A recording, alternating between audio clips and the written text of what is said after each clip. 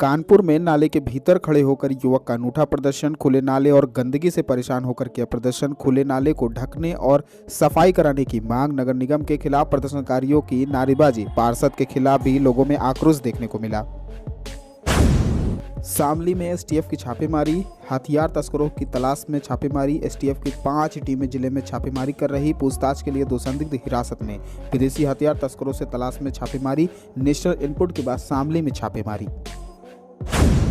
शामली में एसटीएफ की छापेमारी। हथियार तस्करों की तलाश में छापेमारी। एसटीएफ की 5 टीमें जिले में छापेमारी कर रही। पूछताछ के लिए 2 संदिग्ध हिरासत में। विदेशी हथियार तस्करों से तलाश में छापेमारी। नेशनल इनपुट के बाद शामली में छापेमारी।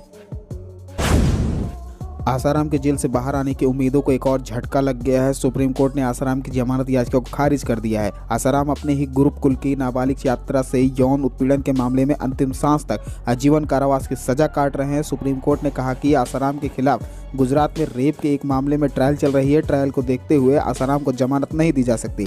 अब जमानत याचिका पर जनवरी में सुनवाई होगी। बाराबंकी में यातायात नियमों का पाठ पढ़ाने सड़क पर उतरे यमराज। ट्रैफिक नियम तोड़ने वालों को पढ़ाया नियमों का पाठ। यातायात नियमों का पालन करने वाले को दिया आशीर्वाद। बटेल चौराहे पर यातायात माह के चलते किया जागरूक।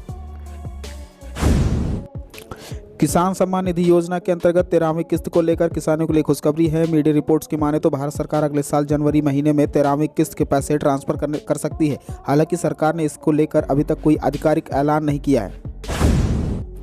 स्कूली शिक्षा के बाद आगे की पढ़ाई के लिए छात्र अपना घर छोड़कर दूसरे शहर जाते हैं, लेकिन कई बार दूसरे शहरों में रहने खाने पीने का खर्चा इतना ज़्यादा होता है कि काबिलियत होने के बाद भी पैसों की कमी के चलते छात्र पढ़ाई नहीं कर पाते हैं। इसी समस्या को दूर करने के लिए महाराष्ट्र सरकार ने स्वाधार योजना लेकर आई है। स्वाधार योजना के अंतर्गत पढ़ाई रहने खाने पीने तथा खर्चों के लिए 51,000 रुपये की आर्थिक सहायता दी जाएगी। राजस्थान में महिलाओं को फ्री मोबाइल सरकार की 4थी वर्षगांठ पर देने की तैयारी कर ली है। माना जा रहा है कि दिसंबर के महीने में मोबाइल बंटना शुरू कर दिया जाएगा। मुख्यमंत्री डिजिटल सेवा योजना के तहत सभी महिलाओं को मुफ्त मोबाइल दिया जाएगा, जिसमें 3 साल तक मुफ्त इंटरनेट भी होगा। यह स्मार्टफोन बिल्कुल मुफ्त दिया जाएगा, जिसके लिए कोई शुल्क नहीं लिया जाएगा। इसके लिए महिला का नाम 1.33 लाख चिरंजीवी परिवारों की मुखिया के रूप में होना चाहिए। राजस्थान सरकार द्वारा 1.33 लाख चिरंजीवी परिवारों को लाभ दिया जाएगा, जिसमें महिलाएं भी शामिल हैं। महिला मुखिया को 3 साल का इंटरनेट कनेक्टिविटी के साथ मुफ्त में स्मार्टफोन दिया जाएगा।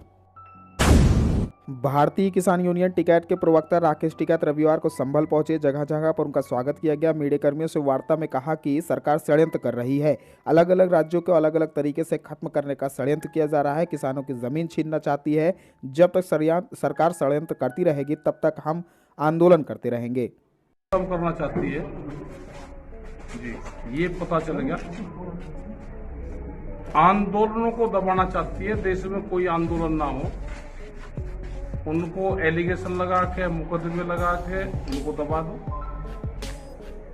ये जमीन छीनना चाहती है किसानों की, फसलों का दाम नहीं देना चाहते। स्वामीनाथन कमेटी की रिपोर्ट न वो लागू हुई और न एमएसपी गारंटी कानून लागू हुआ। पूरा बिहार उन्होंने खत्म कर दिया। अलग अलग स्टेट को अलग अलग तरीके से खत्म करेंगे।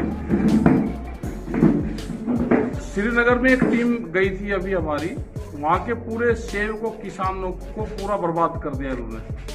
सेब का ट्रक लोड होने के बाद में 20 दिन तक सड़कों के ऊपर खड़ा रहता है पार्किंग में, और जब उसको 20 दिन हो जाते हैं, 18-20 दिन बाद में फिर वो नीचे आएगा।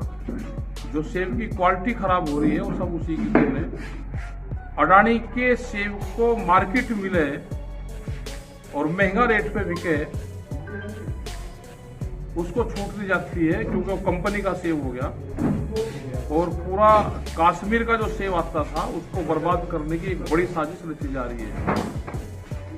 ऐसे ही पूरे देश से पट्टे की जमीन के नाम पे,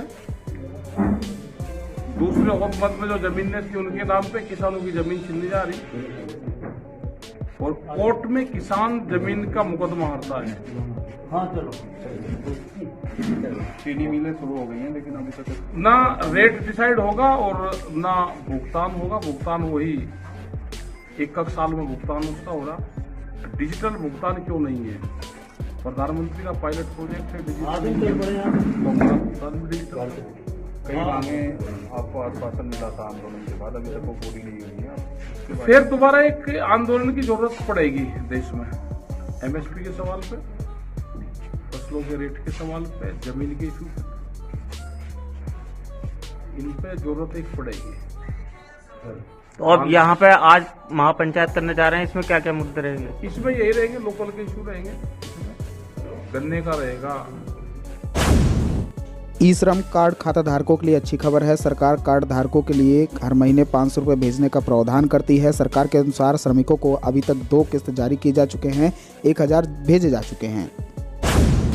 सुल्तानपुर में टप्पेबाजी की घटना में पुलिस ने संदेह के आधार पर भाजपा के आईटी सेल के एक कार्यकर्ता को हिरासत में लेने के बाद ही विवाद बढ़ गया। आरोप है कि पुलिस ने रात भर कार्यकर्ता को प्रताड़ित किया। शनिवार को इसकी जानकारी होने पर भाजपा विधायक समर्थकों के साथ कादीपुर कोतवाली पहुंच गए। विधायक ने गेट पर ही इंस्पेक्टर को जमकर फटकार लगाई है।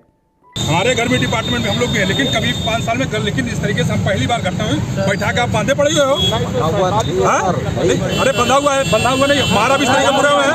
तो अगर नहीं चोरी में लिप्त है, अगर नहीं चोरी तो आप क्या करोगे सर? पूछताछ के बाद जो अरे आदेश क्या है? मुरादाबाद से पुलिस का मानवीय चेहरा सामने आया। बच्चे के इलाज में पुलिस ने आर्थिक मदद की। बच्चे के दिल में बताया जा रहा है छेद, पैसे न होने के अभाव में नहीं हुआ ऑपरेशन। सूचना मिलते ही देर रात पहुंची पुलिस। थानाध्यक्ष पवन कुमार ने बच्चे को आर्थिक मदद की है।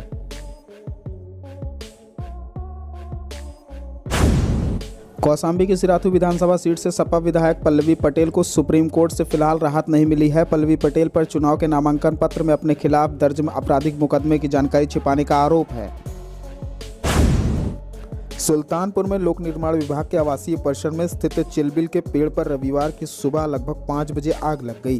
पेड़ में आग लगने को लेकर लोक निर्माण विभाग कर्मियों में अफरा तफरी मच गई। सूचना पर फायर कर्मी दमकल लेकर पहुंच गए। कई दमकल पानी खर्च करने के बाद भी 12 घंटे से अधिक समय तक आग नहीं बुझी, जिसके बाद अधिकारियों को आग पर नियंत्रण पाने के लिए पेड़ को ही काटना पड़ा। इससे सिविल लाइन के इलाके की बिजली दिन भर गायब रही। पानी के लिए नागरिक काफी परेशान हुए।